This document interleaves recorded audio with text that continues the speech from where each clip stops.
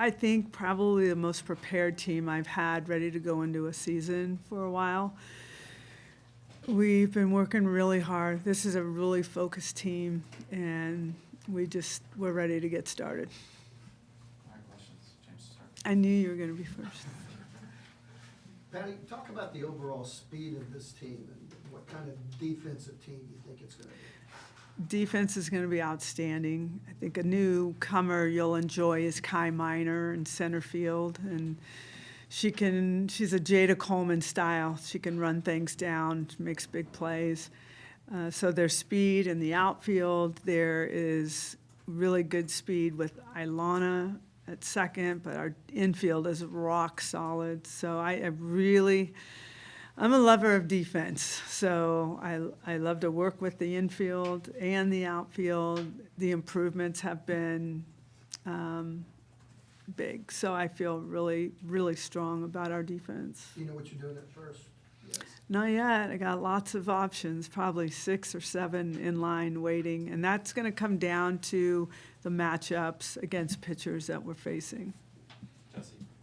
Patty, you mentioned this being a really well-prepared team. Just want to ask, last year you had to replace that senior class, obviously. This year you've obviously replacing some, you've got a lot of key players back, a lot of players that played roles last year. Just how much has that maybe helped with how prepared this team is? How much has it helped with continuity? Just what have you seen from that? I think that's the biggest reason why we are where we are right now in the way of preparation. And they know the drill. They know how they've been sharing. There's a lot of leading and talking, and they're kind of in that professional space where somebody will have an at-bat and then she'll come out and talk with the next hitter about what's going on and what she saw and things like that. So although we are still a little young, from our experience last year and the things we went through have really, really paid dividends for this season.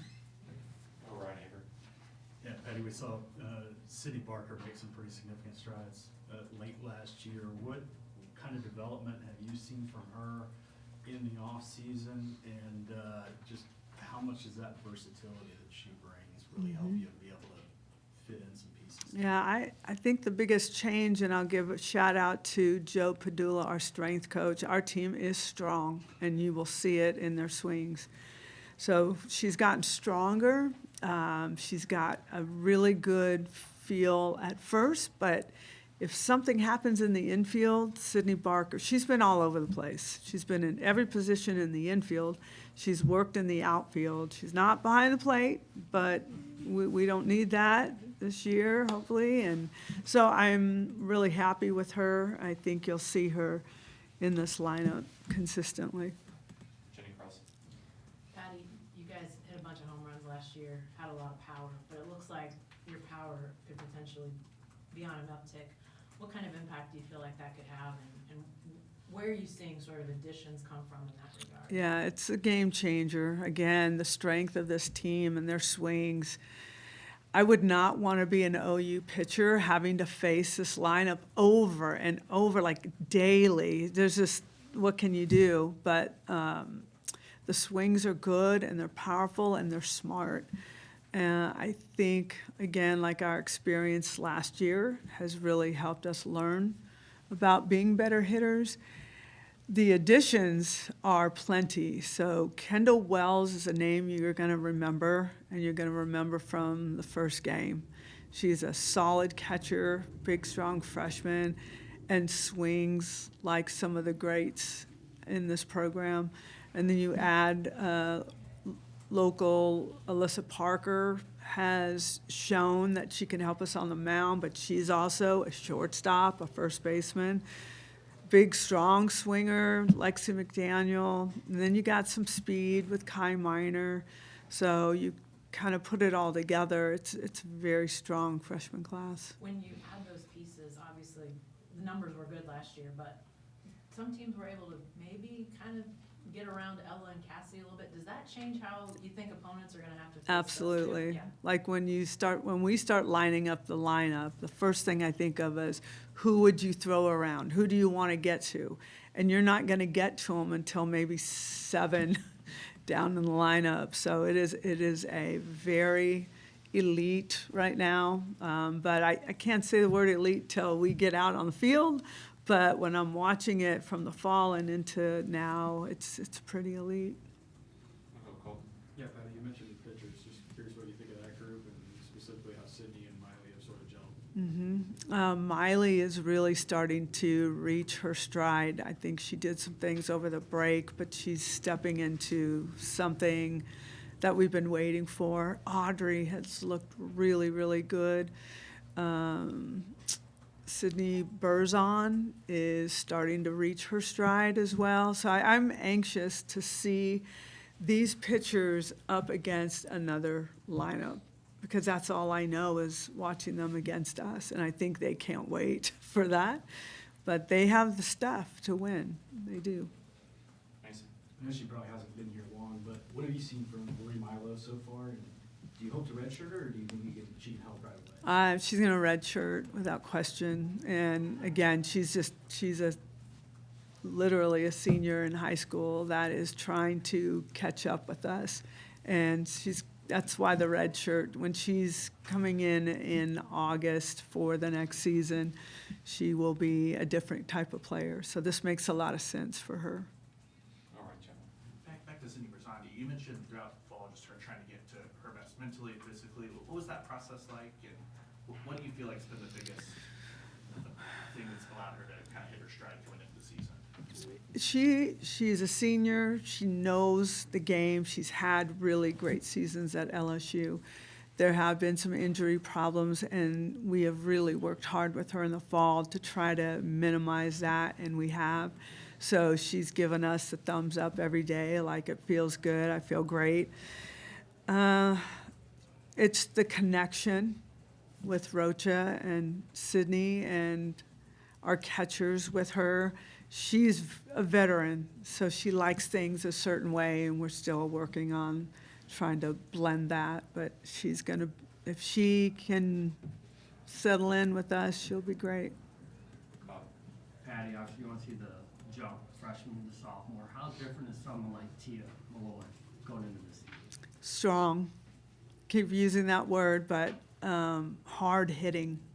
And Tia, I think last year was very nervous. She played nervous and uncertain. There's a certainty behind her, a confidence behind her now that definitely has her threatening to get in this lineup.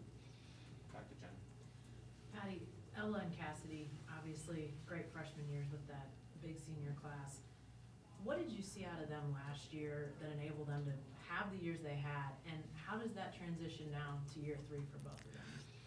I think they're both more talkative now. They're the veterans, truly, so they know what's going on. I hear them teaching, talking, and leading. Their voices are not very loud. You don't hear them say much, but when they do, you listen, because they are two of the best hitters in the country. So I'm certainly going to listen in and hear what they have to say. So there's a lot more sharing, more confidence, just a little more comfort in their third year.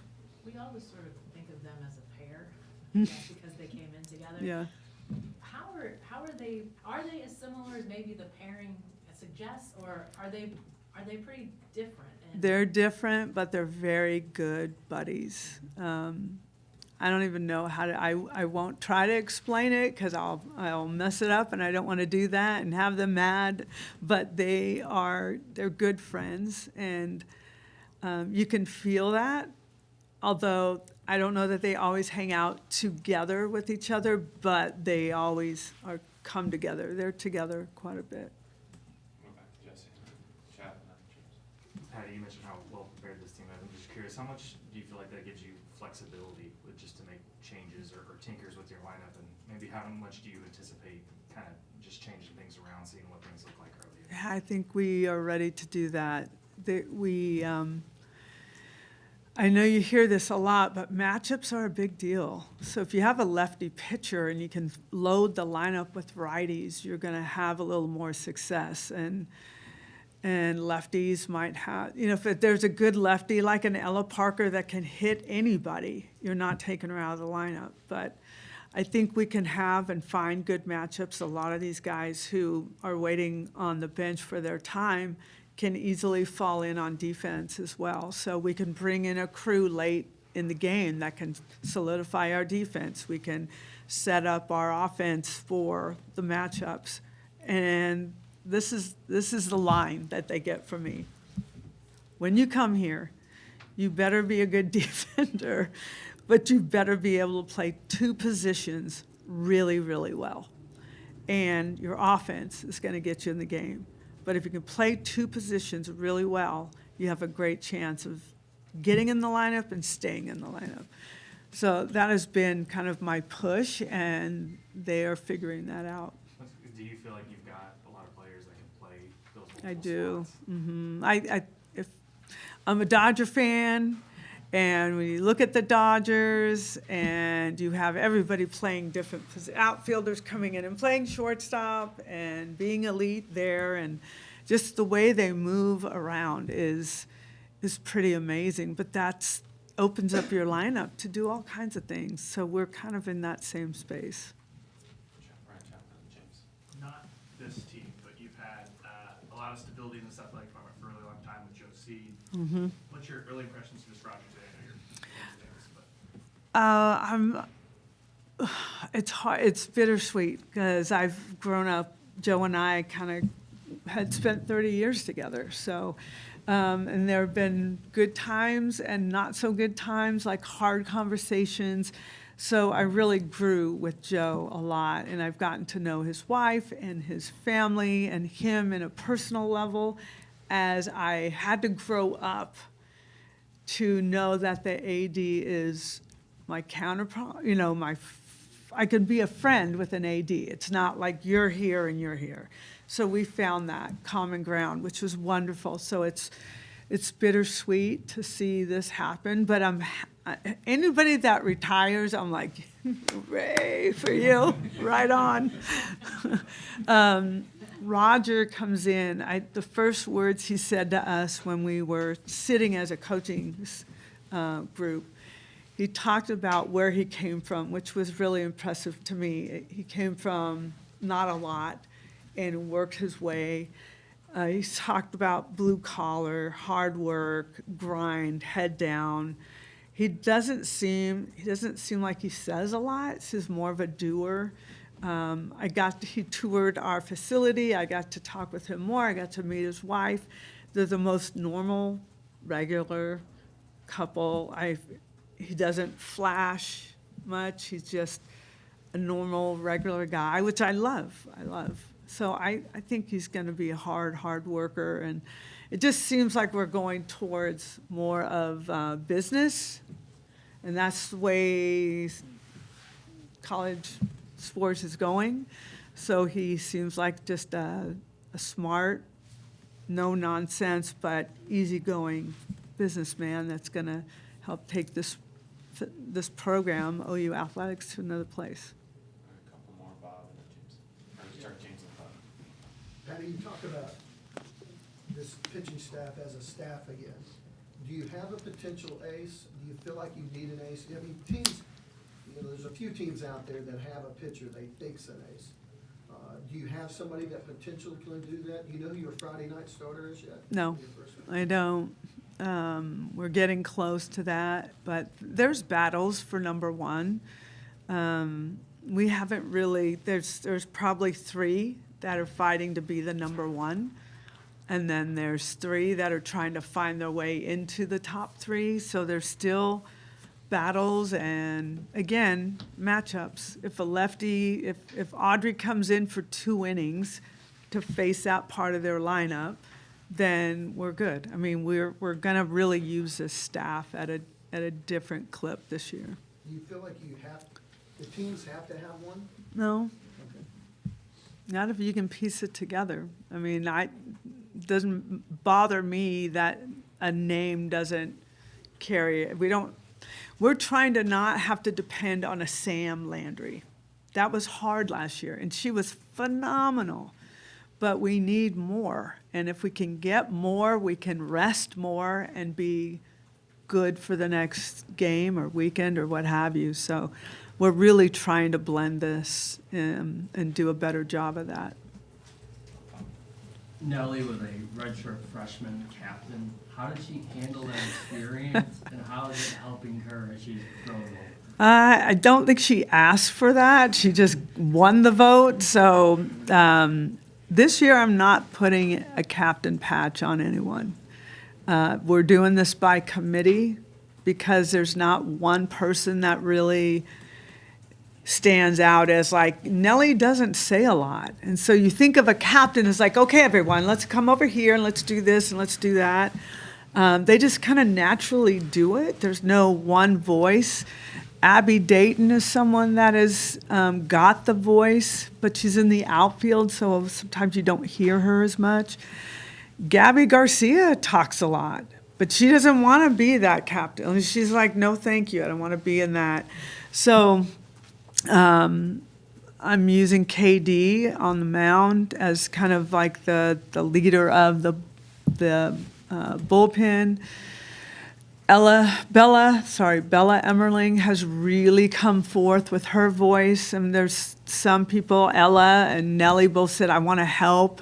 So we have about 5 or 6 that I call voices as captains, but not one that is our, and then maybe that'll blend and show itself out this season. But right now, I wouldn't name one person as that captain. Appreciate it, guys, for bringing players. Thank you, guys. Good to see you. Here we go, here we go, here we go.